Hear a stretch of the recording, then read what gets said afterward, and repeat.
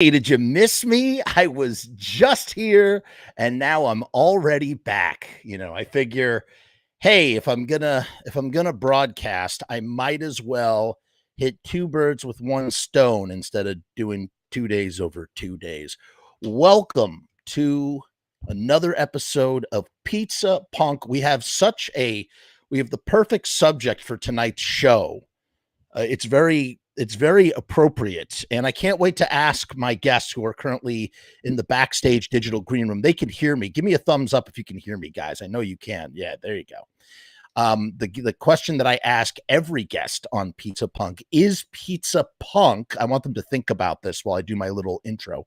Is pizza punk? And if it is punk, why is it punk? And if it's not punk, why is it not punk? It's a totally subjective answer. There's no wrong way to answer it. It's whatever you say is going to be valid. But yeah. So if you missed the earlier show, we were talking about Jerry Only has a brand new solo album, and stupid me, I didn't realize there was a track listing. So we're going to have to go back and take a look at the track listing, but it will probably have to wait because I am knee deep in post-production on a film that Matt and I made called Gouge Away. I was talking about it earlier. We'll definitely play the trailer a little bit later in the show after we get talking about some other things. We'll save that for dessert. And it's been an uphill battle of grading. I'm not even a teacher and I'm grading. So my guests tonight are one of them, I've been making this movie. You've heard me talk about him. He stars in the movie. His name is Matt Ritacco. And he's sort of a Renaissance man. He does it all. Very dedicated and passionate guy. And his partner in crime is AJ. I don't know how I'm going to say this last. I'm going to butcher his last name. He'll correct me when AJ Lavigna. I don't know. We shot, so if you watch Beyond the Green Hole, we shot the end part in AJ's basement, because AJ is Chris's brother. And I'm going to bring them on. We're going to learn a little bit more about their project. So let's welcome them into the room. Hold on, let me push this out a little bit. There we go. That's a little better. Okay. Here we go. Hello. How you guys tonight? Hey, what's up, man? Hey, what's going on? What's going on? Welcome to my show, Pizza Punk, which is perfect for what your project is all about, right? Yes, for yes. sure. So let me ask you the question that I warmed you up with already. Is pizza punk? And if it's punk, why is it punk? And if it's not punk, why is it not punk? Each one of you answer. There's no wrong way to answer this question. Do you have an answer? Because I have an answer. Why don't you go first? Pizza was punk. Oh, that's interesting. Pizza was punk like Green Day was punk. You know what I'm saying? And now it's just full establishment. Now because it's like a meme. Yeah. Now that it's like full. That's a good point, actually. I wouldn't have even thought of that. So pizza back in the day, we're talking like early 1900s, very punk rock. That pizza. Yeah. That was the people's. That was the people's. You like the early stuff. Yeah. The minor threat. No, just kidding. I don't. No, it's not punk anymore. There's a Sbarro in every mall. Yeah, like it's mainstream now. Yeah. Oh, that's really interesting. You like techno destructo pizza, not Dave Brockie pizza. Is that what you're trying to tell me? I love all guar pizza. No. Okay. Homies, repping. I would as soon as you said it, and I was like, all right, let me actually try to sound smart, which is what I usually do, is try to sound smart. Sure. I would say pizza is punk for a few reasons. Like the fuck me. No. That's why I was afraid to have you go first. So he's gonna come up with something way better than what I'm gonna say. I think pizza is punk because of just the fact that you can walk down any street in almost any borough and find a place that'll sell it to you for $2.75, and you get 2 slices and the soda. to me, that is the underground element of it. That is It could be. legit. It's very DIY in that regard. Yeah, but TikTok you know? keeps on fucking it up by like. That's true. There There is now. It is like again. That's like what I'm talking about. It was in like the last 10 years that it became a meme. Yeah, pizza is like again. It's like 90s punk. It's like being gentrified. And it was always trendy because it's pizza, but like. Yeah, then it became especially like cool to like pizza, like a whole thing. Now everybody's Instagram or Facebook background is button-up shirt pizza with pizza. Yeah, yeah. So it's like it's debatable. It's debatable. Because I get what he's saying. I get what you're saying with that. That's what's up. Yeah, interesting. All right. Yeah. Well, I agree. I think pizza. I personally think pizza is punk. Okay.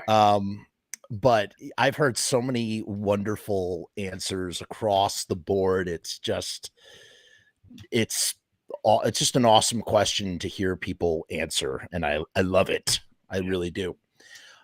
Speaking of pizza, tell me. So what is you have this really punny project. It's a great title. The Last Temptation of Slice. What exactly does that mean? I know what it means, but I'm rhetorically asking you to tell me what that means. Matt, I'm gonna let you take this one because you came up with that name. I did, and it was like it was one of those days where I remember it was the set we for a while we didn't have the title. Oh yeah. And we there was one Saturday where I'm like, oh, I want to do a million things. And he was like, no, dude, we gotta come up with this title. And I remember we sat there for like hours on end. Yeah. That particular day was hours long, but this is days of conversation. Yeah. But like when we sat down, it was like, we gotta come up with a title for the show. And we came up with a lot of things that were good. Like I have them all written down. It's like, a later episode title could be this. Yeah. But you don't know it. You know it's not the title if you have to question it. You know, right? Every good one we came up with was like, right. No. Right. And we started getting into the puns. I think the seventh slice instead of the seventh seal. Yeah. Oh, that's good. I like that. The seventh slice. And we started getting into like the movie puns and temptation slice. And I'm sitting there and I look at him and I go, The Last Temptation of Slice. And he's like, oh, yeah, that's it. And I was like, let me double check. And I called my mom. And I was like, Mom, we got the title, The Last Temptation of Slice. And you just hear her laughing. And I was like, okay. Yeah. So it was people were receptive to it. It clicked, and you knew that was the right way to go about it. Yeah, that was it. It's like the B sharps, that joke in The Simpsons, where it's just like, it gets a little less funny every time you say it. But yeah, bunch it's been a year now for us. This shit is not funny to us anymore. Like, you just, as long as you get that initial that's what you really want. And it's fun to like be talking to people for like insurance purposes for the show, and they're like, "What's the name of the show?" And I tell them that, and you hear the guy go, "That's fun." Yeah, I'm like, "All right, cool. It still lands." So the title. The two big things that the show are, the two big motifs are biblical elements and pizza. So there it is. So that's it. Yeah. The commingling of two very interesting things. I remember you were second guessing the title for a little bit. It's a lot of syllables. That's exactly. It's a lot. It's 7 syllables. So I was a little worried. It's a long title. It's a long. We've done like fucking 15 years of single word titles. Yeah, for shit. It's different. Like, it's definitely different. Let's get back to the Doctor Strange love, No matter who you are, you probably get the joke. Yeah. Like anyone could get the joke. And if you don't, fuck it. Yeah, you'll figure it out later. Even if you don't know the Scorsese movie, you're still gonna think it's funny. Yeah. But yeah, now I think about it, it's like there's no other title it could be. But that's where the title came from. I guess from there we could we jump into the plot, explain a little further. Yeah. I'm gonna pass it off to you because I get a little long-winded with the plot. Yeah. Well, so and this like Jeff knows. I know. I said Matt. Boil it down to a sentence. Like one or two sentences. You did good. Hold on. He did good. I don't know who wrote the sentence up here. I think this is a great sentence. Well, I don't want to. I'll let you say what it is, but the sentence that you have is a good sentence. You wrote Thank the you. Sorry, sentence. go ahead. I always because I did the same thing. I had so much trouble because there's a lot of fucking things happening, as I'm sure you know. But like the people at home don't. There's so many elements of the story that like it's very easy to get like caught up in like basically explaining the whole fucking thing. Yeah. Every time someone's like, "What's the story?" It's like, well, it starts at. But the most clean cut way to say it is just like a young man who's down on his luck inherits his family's nearly 100-year-old pizzeria from his uncle after he passes away, and he's unaware at the time that there was an agreement made between his uncle and a mysterious entity. Yeah, that's how I always say it. Yeah. That who is, when you read the little blurb, the devil. Yeah. You know, and then, you know, when he finds out, hilarity ensues. You know, classic sitcom thing. And that's like the really, and that might have been a disjointed sentence right there, but that's basically the elevator. No, that's it. Yeah, that's the kickoff. That's the Here's the sentence they have on the Kickstarter, guys. For anybody who wants a really clear, concise synopsis. Solid. I should get into the pun business. Clay inherits a dying pizzeria from his estranged uncle Lou. Little does he know, Lou made a deal with the devil to save the business. Perfect. Awesome. And yeah, Kickstarter only lets you do like 140 characters, so it's like, shit, Yeah, I gotta figure this out real quick. Right. You should have done Indiegogo. They let you say as much as you want. No one's used Indiegogo. Damn you, Kickstarter. Yeah, they're not messing around. Oh man, Indiegogo. So now what exactly is what's the plan here? Tell us about the plan.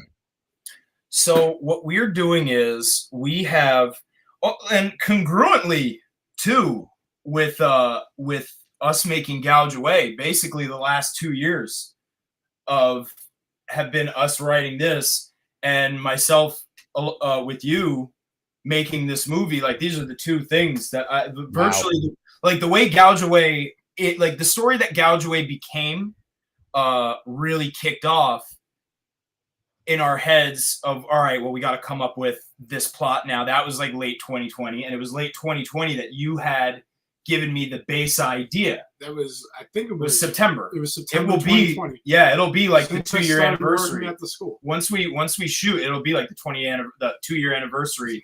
The 20-year anniversary. It's been a while. Something that was never released in the first place. Oh my god, yeah. So what we've been doing is I love this is like a fun story I like to tell because like during COVID, anything I was doing for work was not happening, and you were working for a butcher. He was driving a truck, like delivering meat to various establishments, various places, pizzerias, a lot of them, delis, all that. Yeah. And this is before he got his dog, who is about to be 2 years old as well. So also concurrently with all of this. Yeah. So, but he got her as a puppy. So before he got her, which was on my birthday too. Yeah. We were hanging out a lot. You were at my house a lot. Yes. Because we weren't, because you were out and about working. Right. And your parents are a little more immunocompromised, so it's not like we were over here hanging out every day. Right. And I have worked with his brother on a million things. You've worked with your brother. All of our friends, we've made stuff, and we've like worked together a little bit. Yeah. And after I wasn't working, so I was just going with him on his truck routes 1 or 2 times a week just to hang out and talk. Yeah. And just to keep ourselves from going totally crazy with isolation. You can only listen to so many podcasts. Yeah. And we've been friends since 2008. We've known each other forever. Right. And there was one day we're at my house and we're just like hanging out, we're watching South Park or whatever, doing the usual thing.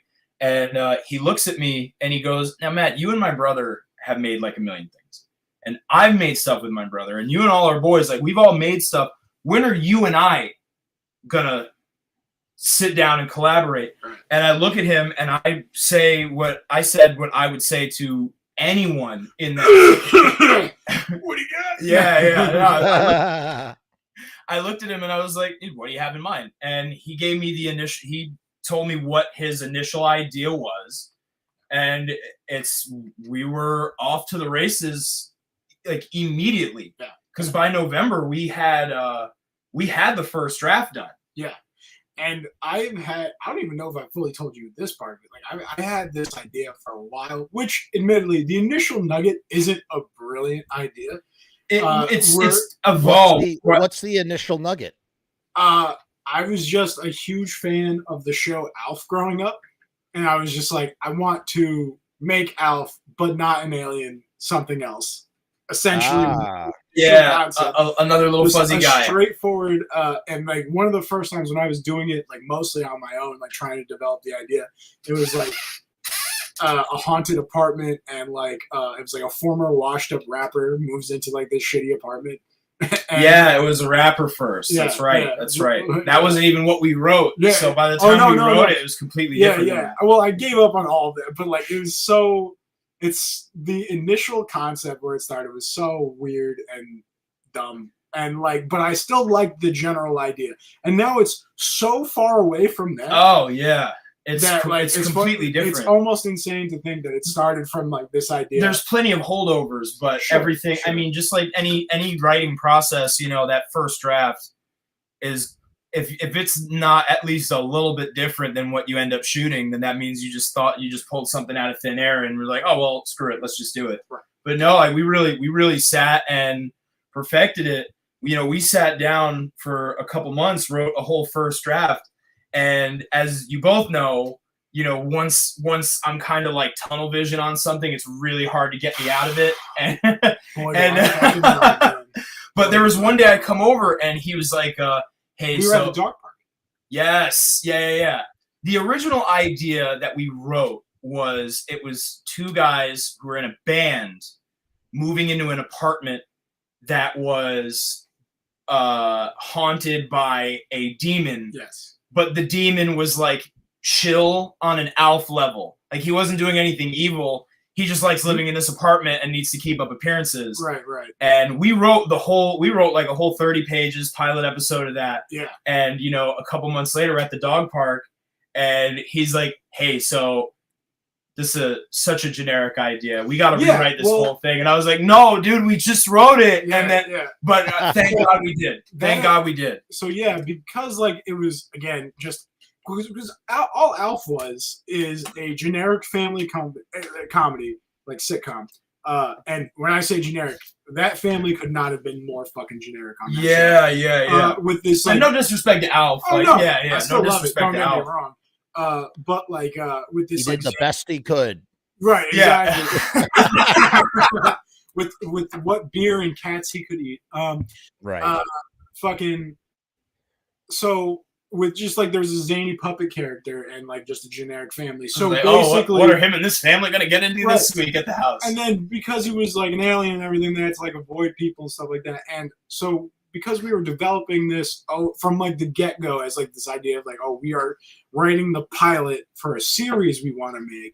The initial pilot we wrote, the initial script we wrote rather, was like it was just filled with like a bunch of like horror cliches and stuff like that. Like kind of jokingly, I would, if you asked me then, I would have said they were way more elevated than they were, but it's really just like ripping random scenes. Yeah, from, like, there was a lot more. Shit. Here's this classic horror shot, right? And then just a bunch of fellas smoking weed. Like they find the Necronomicon in the house, and scary stuff starts happening. Things like that, like that kind of. That was the initial thing. And then, but because we were thinking about it always from as a series, in my head, I was like, how contrived are we going to be able to get throughout even like a single season to get more fucking people in this situation? How are we going to keep this going? Yeah. So a whole show. So the whole idea of it being placed in a pizzeria came about just like, well, I'd worked in food. And I've worked in food my entire fucking life, essentially. Yeah. And I've worked in pizza shops. All three of us have worked in a restaurant environment. Oh, yeah. if you're rocking a counter on like a quick service type restaurant, you're gonna get some crazy motherfuckers walking in. Once you think you've seen it all at like a restaurant, you are gonna be surprised. You're gonna be working at a crepe shop, and then some guy's gonna come in and pull out his dick and slap it on the counter. Like things will happen out of nowhere at a restaurant. Now, AJ, you used to have a hot dog cart with your brother. I did. Yeah, we did. I mean, it's a really cool cart. It is. We still got that. I don't know where Dude, it is. I don't know why you're not making a project around that thing, because that thing is unique and interesting. Oh my God. I could think. You know, what actually the Flats had a whole thing where it was supposed to have like the hot dog cart was going to be a whole element. You know, you could have your demon guys. If you do another episode, you have the demon guys doing deliveries on that friggin' hot dog cart. I mean, there's just so much. It's rife for like opportunistic moments. There is a synopsis for an episode that we have where it's like them doing delivery. Yes, we do have that as one of our. And to explain to any members, the hot dog cart we have is actually built off of like one of those little meter maid carts from like. It's ingenious. It's awesome. Which is technically a motorcycle. It is, but with like a wheel fitted on it. Yes. Wow. It's a 3-wheeler. Yeah, we were supposed to have motorcycle licenses to operate it. We did not. Yeah. I drove that. We also did not pay taxes. So every time someone is like, "Hey, why don't you do that anymore?" It's like, "Did you not make good money?" It's like, "Oh no, we made fantastic money." If you don't pay the government, it's fantastic. Oh my God, dude! Well, let me ask you, dude. You gotta get an LLC. If you have the hot dog LLC, then you could write everything off. We did have an LLC. Oh, you did have an LLC. It doesn't exist anymore. You have to like keep on doing. Yeah, business. Oh my God, you actually had an LLC for the cart? Oh yeah, that's cool. You are a genius, man. That is genius. Oh, it was awesome. That's my second LLC. Yeah, you guys weren't messing around with that. That cart was a lot of fun during those 2 summers.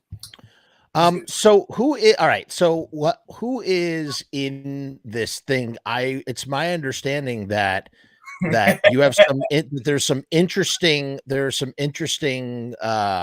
names behind the veil that you have percolating in the tomato sauce. Is this true? Yes. All right. So here's the deal. Percolating tomato sauce. Here's the deal. I'll break it down. I'm going to break it down for you like this. Change the title. We do have a very solid cast. I'll work my way up a little bit.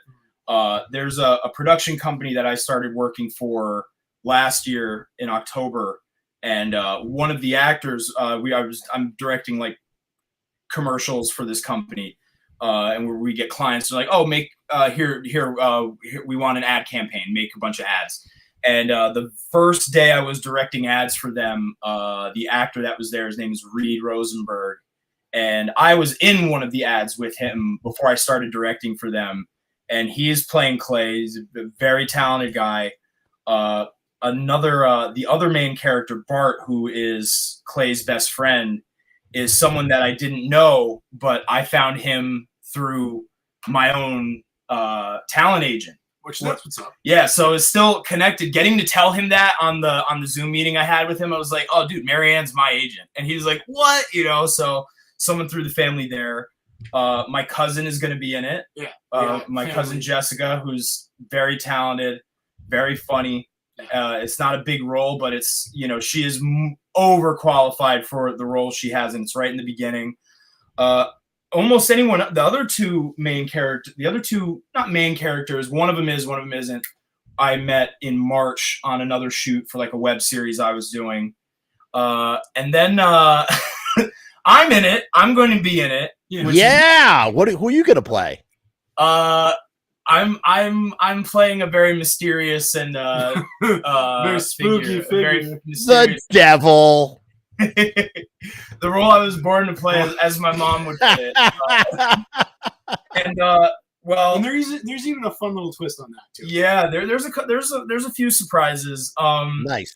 So the big one we're not really allowed to talk about Hold yet. Hold on one second. I just want to shout out to Dagger Love, who I shouted out in the earlier show. I was saying, where is Dagger Love? I hope they are well. What's up, Dagger Love? Big love to Dagger Love. That's all. What's I just up, want to Dagger say Love? that. All right. Get back to what you were saying. Go ahead. So we in May, we made I sent a few emails, and I'm not allowed to in public say yet who it is, but we did land a big name, someone that if you it maybe not like a everyone and their mother knows this person by name, but it's someone that if you know who they are, chances are you're a very big fan of them. Yeah. In a role that I'm just gonna give he's a little, gonna kill it. I'm gonna He's give, gonna kill I'm it. gonna give a little bit more. If you are Shave us off the thinnest slice of prosciutto. If you are a fan of stand-up comedy, this guy, you're gonna see this guy and you're gonna go, oh fuck. Yes. How did these schmucks get this guy? Very, very solid comedian. Okay, so that was a nice thin slice of prosciutto. I think that's a perfect thin slice of prosciutto. Every day since we got like the yes, I'm still like, how the fuck did we do this? And by we, I mean Matt. How did Matt do this? Because it was it was a guy who like we threw a name out. Well, Matt actually wanted to put this guy in another project of his. Yeah. That he was doing. And then when we were writing this one particular character in the show, the character of Uncle Lou.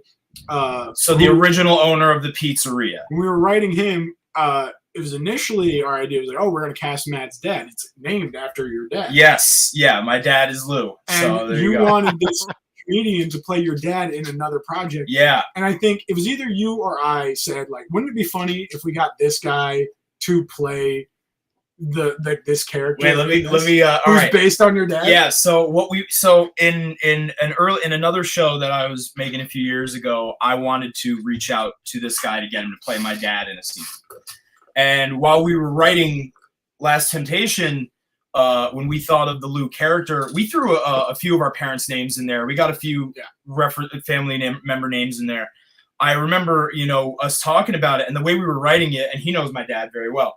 The way we were writing it was like, oh, let's just get your dad to do this. And my dad used to be a comedian, and he is very, he's got a lot of stage presence. My grandfather was the same way. It runs in the family. And we were going to get my dad to play Lou. Yeah.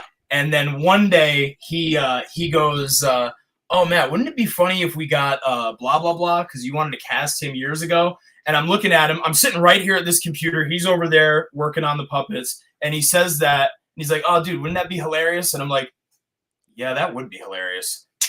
Right away, IMDb Pro, manager email, all this and that. And it took like 3 months to get the yes. And I will always say that like the only way, once you see it, hopefully people are just as stoked as we are. Yeah. If you know who it is, it's the right guy. It's the right man for the job. I give you all the credit in the world because my fear meter with shit like that is like way too fucking high. I don't like my balls don't fucking hang that low. I would just assume like this person's never gonna fucking talk to us, but like it would be like it's funny that you even tried, and he kept with it, and we stayed on it. I stayed on it, and it's one of those where because I'm big in front of the camera kind of guy. And you not as much. You're not an actor. I'm avoiding eye contact with him as we speak. So I'll say this: if anything, the advantage that I have in that regard is when you're an actor, oh boy, does rejection stop meaning anything after a while. A no, any no. A lot of this, whether we were trying John Goodman. No. But with anything like this, one thing that really kept us on top of things, or at least a nice motivator, was all right, no matter what happens, the worst case scenario is we're still making the thing.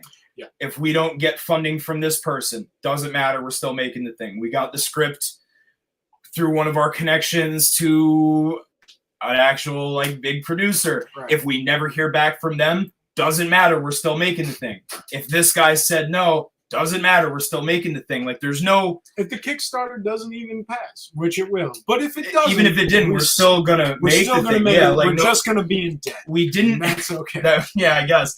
But like we never had the concept of, oh, if this thing doesn't work, then okay, show's over. It's like no matter what we get a no to, no matter what doesn't pan out, no matter what backfired, no matter what didn't work the way we wanted, at the end of the day, we're still making the show.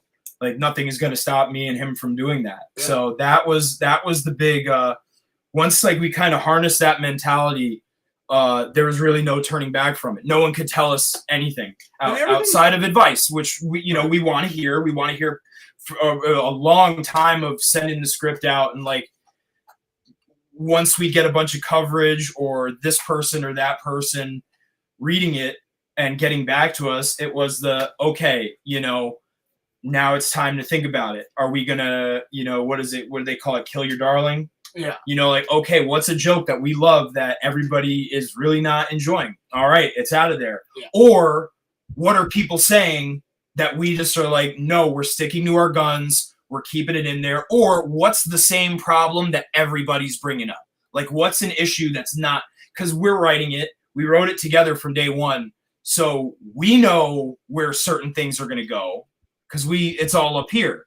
But someone just reading a spec script, right, who cannot see our vision in the writing, we can write it in a way that you can see it, but not the way we see it, because we know what we want it to look like. Yeah, I will say that's the thing about scripts. They're like, it's especially when you write it, it seems like the more like the way you're supposed to write a script, it's like it's so hard to get some ideas across, because this is a very visual show. Yeah. You're specifically with this project, it's just like you could read it on paper, it's just not going to sing unless like you're looking at it. And that was the other big part of the motivation behind, well, no matter who says what, we're still going to make the thing, because we know what we want to do. We believe in ourselves. We know what we're capable of, and we know we put in a lot of work, and we know what's going to come from it. So you're connected now with 2 major networks currently. In regards to the strips, somewhat. We have my acting teacher. He came up with someone who ended up being pretty solid producer of like a lot of. Same thing with this other guy. Like I haven't even spoken to this dude yet.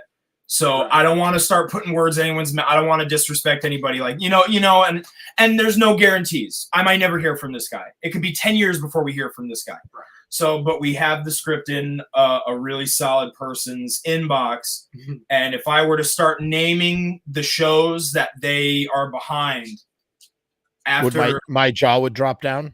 Well, after explaining, what the plot is of our show. So if I were to tell you some of the things this guy has been like the producer of, you're like, oh, that's exactly who you need to see this script. And another friend of ours has a connection to someone who is like an assistant for a producer at like a big streaming network. Yes. Same deal, where it's like, oh, I told her the idea, she's going to send it to her person. Right. Now, just like anything in life, there's no guarantees. Maybe we hear from these people tomorrow. Right. Maybe we never hear from. Maybe it takes 5 years before we hear from. Either way, back to what I've been saying, at the end of the day, we're still making the thing. And if anything, the whole point behind that is we're going to make this thing. We're going to make it look like it demands to be on television. We're going, my logic is we will expedite that process. If it's at the bottom of an inbox, I want to make this thing. I want to get the word out as much as possible. I want to get that script from here, and I want to leapfrog as many scripts as I can, which is no disrespect to any other writings. Right. But like that, if they got to do the same thing. Like you really got to be in it, and there's nothing wrong with making something just for the hell of it. Right. But it's like no, we really. This isn't for the hell of it anymore. No, these day jobs are killing me. Yeah, we know. We really want to. We really want to push this thing to the moon. That is the main goal. We want to push this thing to the moon. Yeah. Dude, I mean, it's friggin' sick. It's awesome.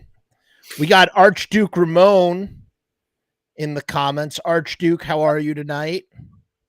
What's going on? And we have Lauren. What is that? How do I pronounce that? Linarish. Linarish. What's up? Linarish, we're talking about The Last Temptation of Slice, which is a TV show about demonic puppets and Faustian bargains and pizza. Right? All the classics. All the classics. That old chestnut. Yeah. Going back to that one. Nothing's more classic than Faust. Nothing is more classic than Faust. And you know what else is classic? Things that stick. Stickiness is classic. Stickiness is what binds things together. It's what sticks things to walls. And you know what else sticks to walls? Stickers. And you know who sponsors this channel? riotstickers.com. Riot Stickers. We're the bomb. That's right. Our sponsor.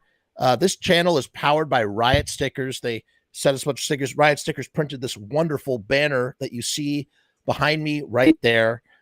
Go check them out. If you have any stickering needs of any kind, if you need some stickers for your TV pilots and whatnot, go to riotstickers.com because they print up quality vinyl stickers that will stick. Unlike their leading competitors, which allegedly don't even stick. You stick the sticker on, it doesn't even stick. But Riot Stickers, they stick. It's a sticky situation. I can't tell you how many times I've purchased a sticker and I've put it on, in quotes, on the telephone pole, and it just falls. You go back a month later, and it's like all peeled. It's just not with riotstickers.com. They know what they're doing. I actually have a good handful of some of those Frumess stickers, and those are nice. That's right. Those are actually really nice stickers. Those are solid stickers. We're gonna play our Less Than Jake themed. It's written by one of the dudes in Less Than Jake. This is the theme song for riotstickers.com.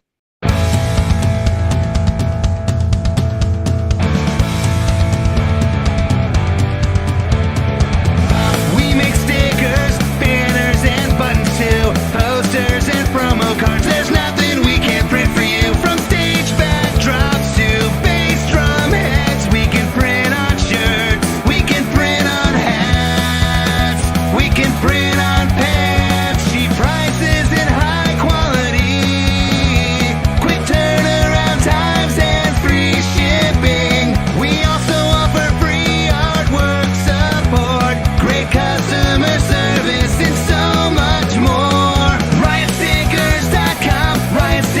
We are the bomb. Riotstickers.com. Riot Stickers, we are the bomb. Riotstickers.com. Riot Stickers, we are the bomb. Riotstickers.com. Riot Stickers, we are the bomb.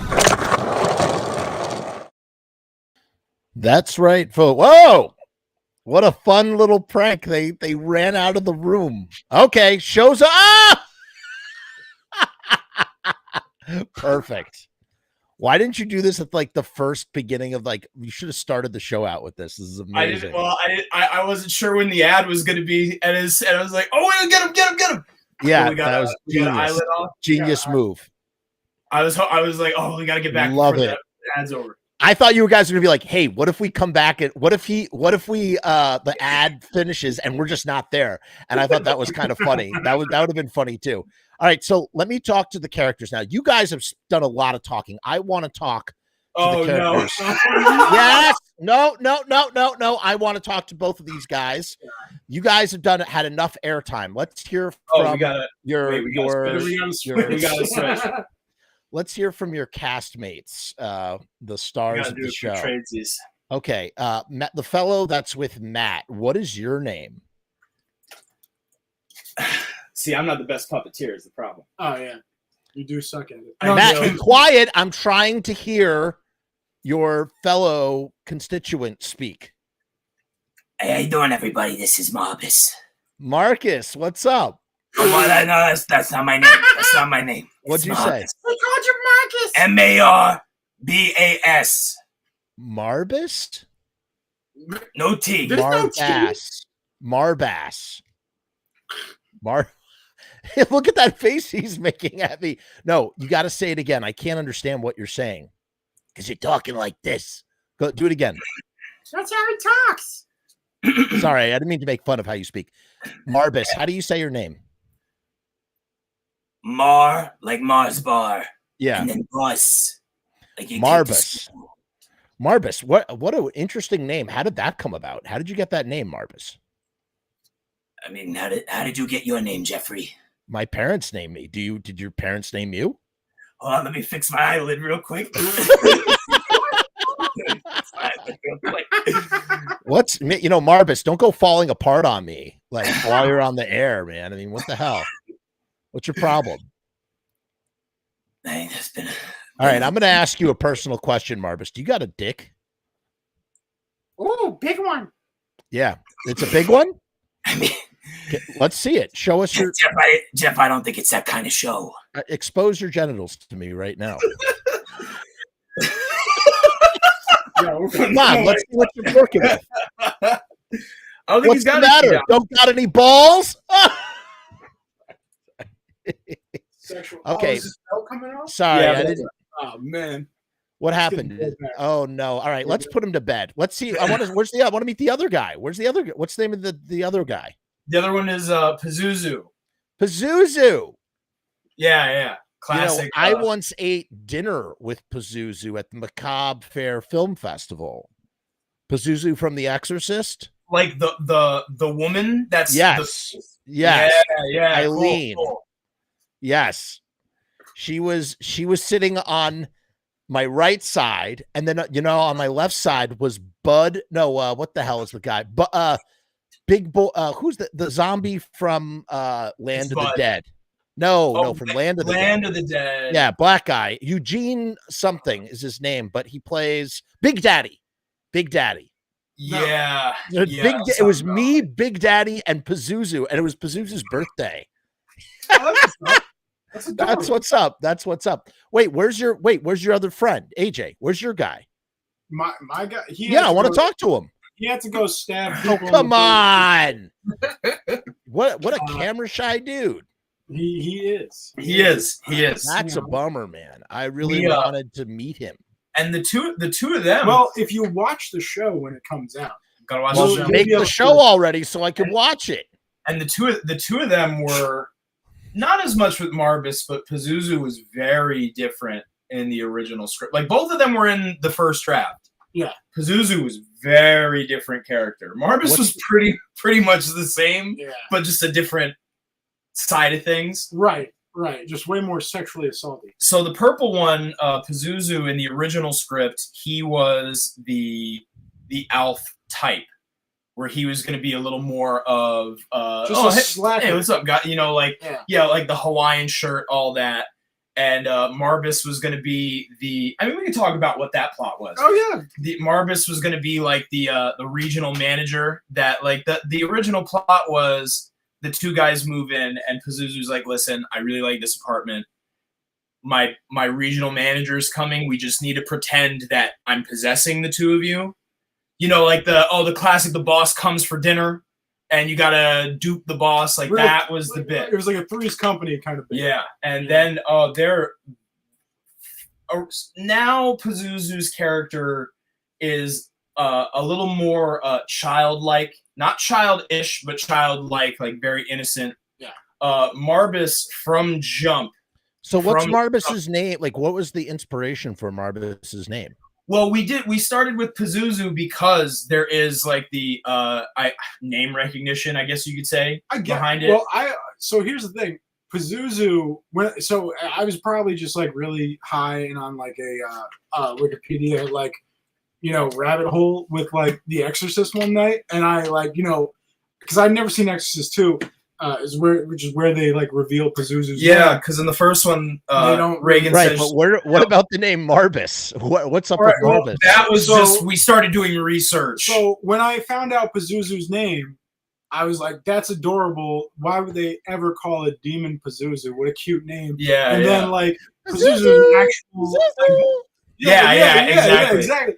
So, which is why that character is like this cute little fucking demon nowadays, because that's an God actual bless you. like it.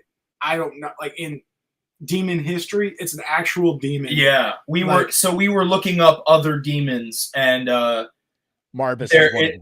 Marbus is another one that is like lion-headed. Yes. And it was like, oh, let's do like a lion type theme. That was the one that really like when we were looking through every other, just running down on Wikipedia, like a lion-headed. His description was like this is like the funniest one that we could do. Right. So Pazuzu is very much like the innocent, cutesy, that sort of thing. From jump, Marbus has been directly inspired by Harvey Firestein. Like that is definitively what his bit is. If we could get Harvey Firestein, if we get him to do it, great. I think we were watching. They were watching on the projector outside. What is it, Mrs. Doubtfire? And the scene so great in that with the brother, I got the plastic, like that was that's it. That was it. Matchmaker, make me a match. Yeah. Fine. Catch me a catch. That's where we I don't ran have with the that. strength, but I do have some plastic. Yeah. Brilliant. That is brilliant. That's why I love the games. Yes, indeed. Very, very true. No. It all sounds absolutely amazing. And when does shooting officially begin? So we have right now the first shoot date is the 15th of September. So 1 month away. So we got a lot of shit to do. Yeah, there's a little bit left. And the best part is like we get to. I'm very excited that in July we finished our movie, and then all of August we're building the set, we're doing this Kickstarter, we're doing all this and that in the same basement. Yeah. Wow. And then we go, and then we're gonna go to Genre Blast, and then I come back, and then we gotta finish and then shoot the thing like a week later. Like there's 1 weekend in between, because that's Thursday, and we are doing we have 5 straight days of scheduled shooting. We have the Tuesday and Wednesday, the 21st and 20th and 21st. So we have like a 7-day period. Technically the 14th, because I'm going to try to get everybody down for just a quick rehearsal. That's when like insurance starts. And then October, there's going to be 2 more days in October. The big name actor, we could not lock in a date with him in September. They told us we could either do late August or early October. So, we picked the October date just because let's buy a little more time before we have to do anything. Yeah. So we will have shot the whole thing by the time we get to him. And then there's 2 more scenes that we want to shoot after we get his footage, just for the sake of some shots that we want to do. I don't want to explain it because we'll spoil some things, but like specifically 2 scenes that are going to be way more functional to shoot after we get that guy as well. Yes. So when do you officially announce like the full cast and this guy and all that stuff? When does that happen, or do you wait until after you shoot? Technically, no, after the Kickstarter, right? We could say it.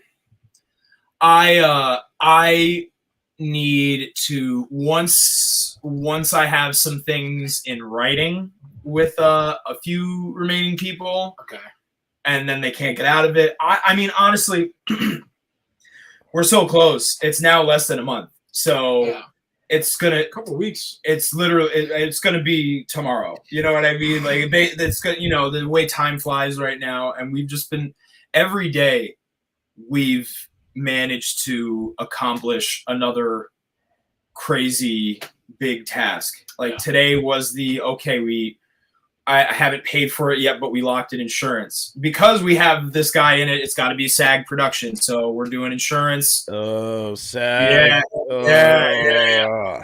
I remember before I told you about that too. There was I don't remember what shoot day it was for us with Gouge Away, but I remember you were talking to whoever we were with about SAG, and you're like, oh man, the way they change things now, they made it impossible for people to do it. And I'm sitting there, and what day was that? I remember that. You remember talking about that, right? I don't remember who we were with. It was when we were doing the stuff with Louisa. It was when we were that Friday with. With Zach. Zach was there. It was Zach. And I remember you were saying that to Zach, and I didn't say anything, but I'm sitting in the corner, just like, oh my god. I mean, I know. Yeah, I know a lot of people that do SAG stuff all the time, and all they ever do is just complain endlessly. Oh, it sucks, man. I just don't even. They're just so not interested in anything remotely SAG. So I wish you the best of luck. I hope it. Thank you. I mean, no, you want to know something? No, let me put it to you this way. It's been a lot of work, but so has all this. And I honestly, like finally pulling your weight. I'm happy to be going through this now, because this is something that I need to know how to do. Learning these things is only going to make me better at this. Yeah. And learning it now means I don't have to learn it later. So that's how this whole thing has been a learning experience. I think we pushed ourselves and each other beyond what we were capable of. It's it's two very different people. Yeah. I even just from an emotional standpoint, I think him and I are in a way better place than we were a couple of years ago. There was a lot of things that, we, as the same guy, my acting teacher, Josh, Josh Lewis, very talented guy, very, very big help. He became our like script doctor for this. And he did like a lot of good material. He gave us a lot of good advice. And just the way he broke it down was very much a, like partnership like this is good because you could bounce jokes off each other. You can figure things out together. And, when the chips are down, you can commiserate together. And that's something that him and I managed to do. And, I'll get a little sappy with both of you for a second. This is because you two have met once before because we went to see a movie and you were there. Yeah, we saw that. And then I was like, oh, cool, they finally got to meet each other. But, I was thinking about saying this all day, and I'm sorry I get a little emotional for a second. But, No, but, anyone watching this right now, you guys, anyone watching the show, you guys are looking at my two heroes.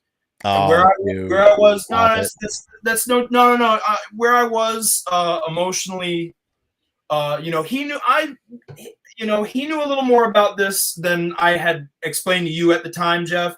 But, like where I was 2 years ago, it's complete 180. It's night and day. And that's awesome. So glad to hear that, dude. It's with the two of you, I've been able to not only be involved with creating the two greatest things I've done so far that I'm very proud of, but you guys allowed me to do it my way and push me to be better, and that's something I'm always going to be grateful for that, and that's no BS. I do want to say I'm going to chime in here on this. I will say this, that in working with you, Matt, when you were in the scene, in your element, like focused on what we had to do, you were so sharply focused, and you just were always the thing. Probably my single most favorite quality of yours, of which there are many, but my single most favorite one was that you were always willing and ready to go again. You were always ready to keep going and going and going until we got what we needed to get. I never once ever felt any pushback from you in that regard when we were like on the set and doing the thing. And even when I was like, this is just not working, or I'm all right, we got to move on or something. And you would say, let's go again. And I always thought that was, I always admired that. I do admire that. I think that is an astounding quality when you're making micro budget indie features, of which we made Gouge Away, and I'm very proud. I can't wait for you to see it Matt, I can't wait for you to see this movie. I'm literally, as soon as I hard out at 10 o'clock, we have a few minutes, because I'm literally color grading every day nonstop to get this movie ready for its world premiere at the Alamo Draft House. It's going to be so awesome. And you know, I just want to say I was at the funeral today of someone that Matt shared a scene with, Greg the bank robber Anderson, one of our stars in the movie, passed away tragically 3 days ago. And it was a real shock and really sad. And he, along with Dave Street and my Nana, they are all, the movie is dedicated to them and their memory, and they're memorialized in the movie. And I can't wait for everybody to see all the little bells and whistles I'm putting in this thing. It really is, I don't know if it's a great movie, but I'll tell you this, it is the best it could possibly be with what I have, and I feel really good about it. I'm very excited. I want to see how the beats and the laughs, and Matt, there's so many moments where you just do little things that are just wonderful, and you're really going to enjoy it. And I think the best way to roll out the show actually would be to play the trailer. I've been playing it when I've gone live a few times. We should play out with the trailer. Any closing remarks from you guys in regards to anything? Do you got anything? I got a couple. I'll keep it quick. I promise. You got anything before I get into my nonsense? I mean, I love you. I love you too. I love you, Jeff. You know, like I want to get all three of us together on something one day. This is the beginning of, you know, like it's one step at a time, of course. I couldn't have done it without you. Thank you. And I couldn't have done this without you either. And you know, like we have the Kickstarter up right now. I know Jeff's gonna link is in the description. Yeah, please check out the video. We explain a little more of the show. We got a bunch of cool rewards. You know, we as we've said, we want to make this thing as crazy as possible. And that goal that we have in that Kickstarter, man, that is like a third of what this is going to end up being. Oh my God. Oh, easily. Yeah. That's $1,000 a minute, baby. $1,000 a minute. Yeah. Wow. I didn't even think of that. Oh my God. That's all right. No, it's going to be worth every penny of it. But, you know, that's cheap. Come on, that's cheap. I know. No, yeah. It's been a crazy ride. Compared to an episode of Friends. I'm very grateful. I'm very grateful that you wanted me involved with this. I'm very grateful the day that we met each other in high school forever ago now. And Jeff, I'm very grateful that you were the main event of that screening at that night that we met. And you said a lot. We got to set up a screening there. I'm going to talk to Tim. We should do a local. I remember you said a lot of things that I really connected with and really related to. And I went up and talked to you, told you I liked the deal. I asked you like, hey man, can I send you some stuff? I like your attitude. I'd love to get your feedback. And then you messaged me like not even a week later, like, dude, let's meet up. Let's start working on stuff.